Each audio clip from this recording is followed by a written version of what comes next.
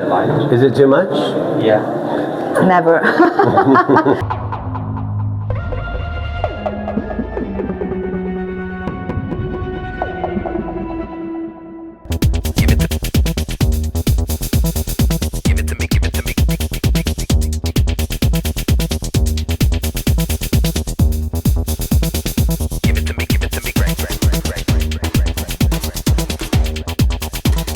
So you've been here in Brazil many times before, but this time is kind of different.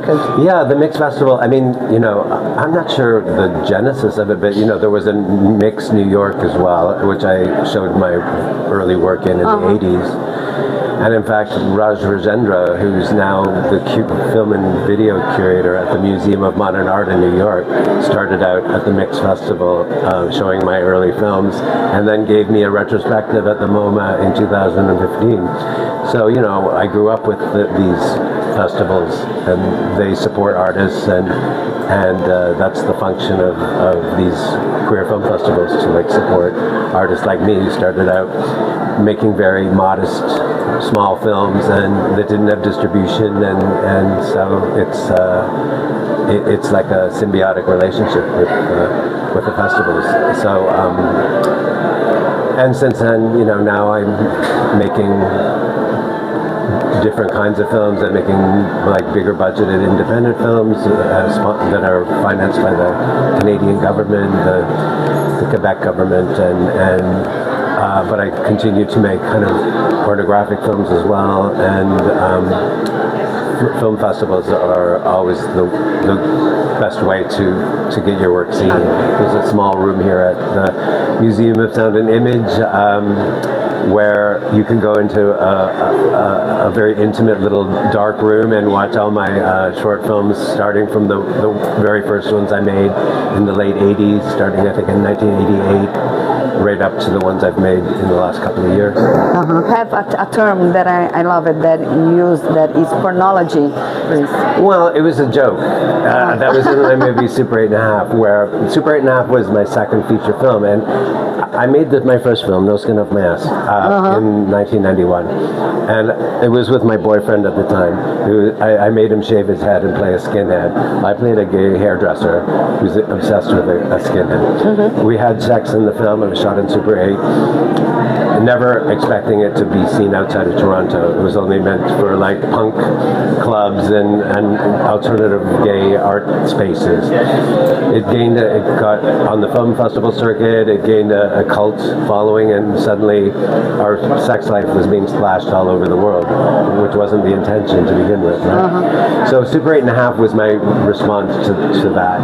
It's kind of it's called a cautionary biopic. So I play a pornographer whose work suddenly is considered art by all the critics, and they start calling me an artist, and that precipitates a crisis where a block where I can no longer make pornography, because now I'm considered an artist and an intellectual. So that's the joke of the movie, but it's kind of like how it happened in real life on a certain level, and I kind of almost had a bit of a nervous breakdown, because suddenly I became known as an international pornographer, a porn star, which I always did it in kind of quotations. I didn't really mean it to be taken literally, And so that was part of the joke. The critics were saying that it's not pornography, that it's pornology, that they're calling me a pornographic Brecht,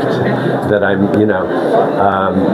that I'm an artist, and the film is thinly disguised kind of autobiography. I just keep on making the same work. I mean, if you look at this movie, I just screened it recently and watched it again. I'm still making the same kind of movie, sometimes with bigger budgets, sometimes it's more pornographic, sometimes it's less pornographic, but I'm making the same work, the same political work. My movie is, influenced by Pasolini, by Warhol, by these artists who believed in kind of dialectics, in contradictions, in kind of ambivalence. It's never a kind of straightforward representation of homosexuality, and I've always made that kind of work. which some people in the gay world rejected as well, because there's a kind of gay conservatism as well that rejects certain kinds of queer work.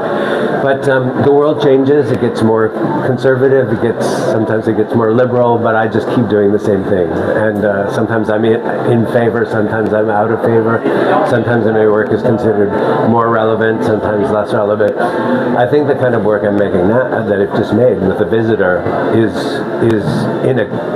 it's quite a strong political statement about, about the rise of the right and the anti-refugee kind of sentiments in England, and the kind of xenophobia and the fear of the other and of the black other, and the kind of fetishization of it. So it's a heavy kind of political kind of allegory, but it's coming at a time of great conservatism. So I think it's even more relevant that it's very unapologetically pornographic at this particular historical moment, when there's so many forces that are against that kind of expression. Speaking about The Visitor, he's inspired by the theorem for Pasolini, but I've heard that also being like some things about Macunaíma. Is that right? Two of my producers for this movie are Brazilian. Victor Fraga and Alex Baboni.